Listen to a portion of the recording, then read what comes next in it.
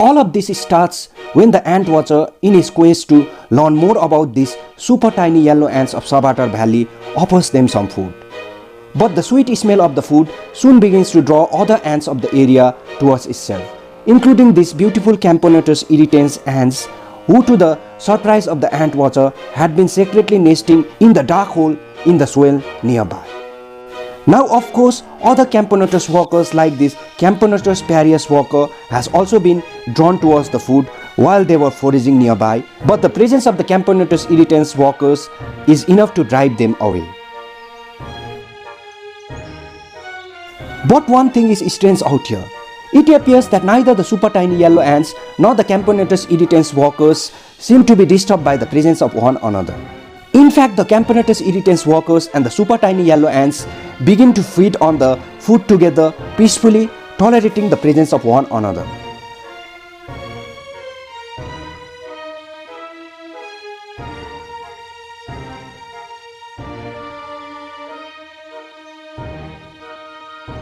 But all of this begins to change when the Lopomimics workers appears on the scene.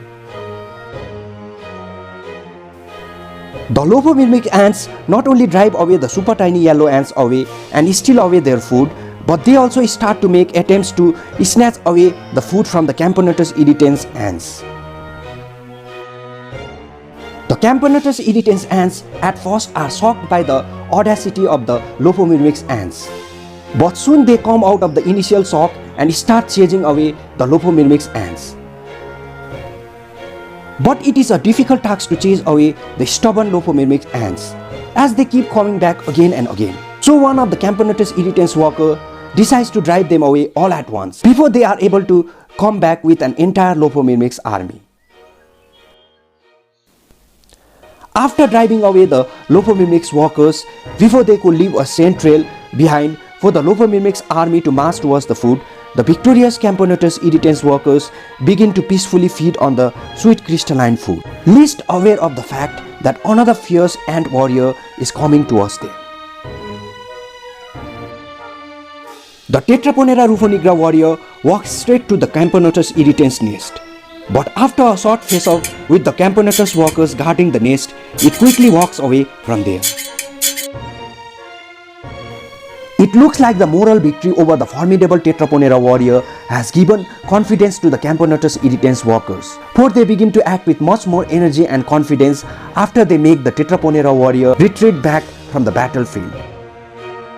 It is like that they are more confident of their strength now and believe that no other ants other than the deadly weaver ants themselves can defeat them in a fight today.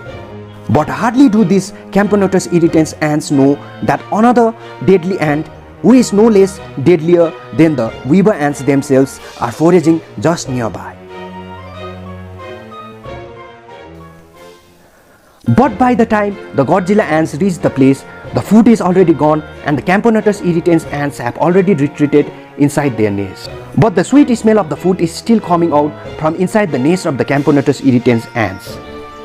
So the Godzilla ants begin to dig into the Camponotus irritans nest. They know that something delicious is in there inside the dark hole. But when one of the Godzilla major tries to enter the hole, it feels a sharp pain which forces it to immediately retreat back. For a while, there is complete darkness in front of the Godzilla major, and it takes quite some time for it to regain back its senses. And then it sees the enemy in front of itself. Its enemy is the Camponotus irritans major, the ant with one of the sharpest mandibles in the whole of the ant world.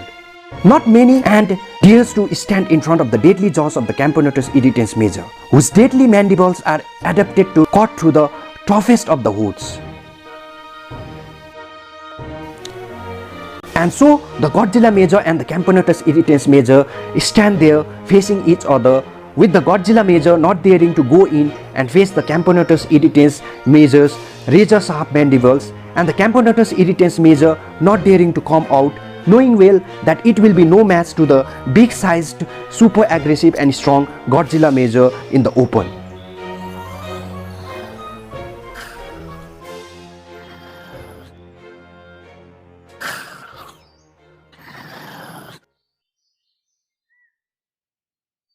But the Godzilla ant major, for the first time in the history of the Savatar Valley, leaves its aggression behind and starts to act intelligently. It starts to spray formic acid at the Camponotus irritans major.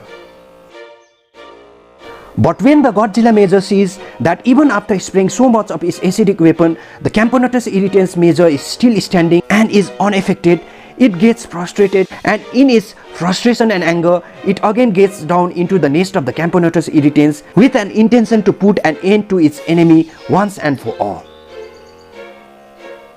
But once again, it receives the most painful shock of its life, which forces it not only to leave the place but also to struggle with pain for a long time. And after that, many other Godzilla ants are found limping away from the nest of the Camponotus irritans ants. Almost 6 months have passed since the battle of the Carpenter ants, and now the Savatar Valley has changed forever. The alphas of the past, the Weaver ants, are now gone, and the new deadly invaders, the yellow crazy ants, are taking the Savatar Valley by storm. Most of the ants are migrating away in order to avoid the fury of the yellow crazy ants. The yellow crazy ants are capturing the territories of the Savatar Valley swiftly. The Camponotus irritans have sensed the arrival of the yellow crazy ants nearby, and so they have also decided to leave the place. The Camponotus irritans ants are doing their best to quickly carry away their broods to safety. But despite the best efforts of the Camponotus irritans ants, though the main yellow crazy army is yet to arrive, a few harbinger yellow crazy ants have already crept in, and one of them is running away with a larva of the Camponotus irritans ants. The yellow crazy ant is in a hurry. It wants to go back and quickly inform our sisters about the tasty irritans broods out here. But just then, a Camponotus irritans worker catches up with the yellow crazy ant worker, and with just one strike from his super sharp mandibles, seriously wounds the yellow crazy ant worker. A big Camponotus irritans major also appears and strikes the yellow crazy ant worker again.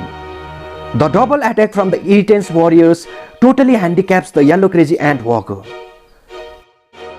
But even though it is fatally wounded, the yellow crazy ant is not letting go the Camponotus irritans larva. However, though the yellow crazy ants is greatly wounded, the Camponotus irritans ants are refraining from going near to it because they know how deadly the acidic spray of the yellow crazy ants can be. So the Camponotus irritans ants are not taking any risks. Only when the wounded yellow crazy ant is no longer able to hold on to the irritans larva and let it go, do one of the Camponotus irritans major move out to check the larva lying on the ground. But when the Camponotus irritans ants find the larva dead and covered in the acid of the yellow crazy ants, they just walk away, leaving the larva behind along with the dying yellow crazy ants. By the time the yellow crazy ants army appear, the Camponotus irritans colony have already moved away, carrying away their broods to a new safer place far away from the reach of the yellow crazy ants.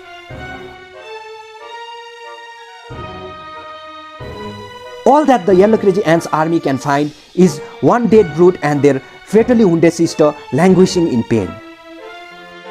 The yellow crazy ants army is furious at their failure to catch the Camponotus irritans ants, and in their anger they mercilessly kill their own wounded sister and carry it home along with the dead Camponotus irritans larva. They return to their nest totally frustrated and with a bitter grudge in their heart against the beautiful Carpenter ants of the Savatar Valley.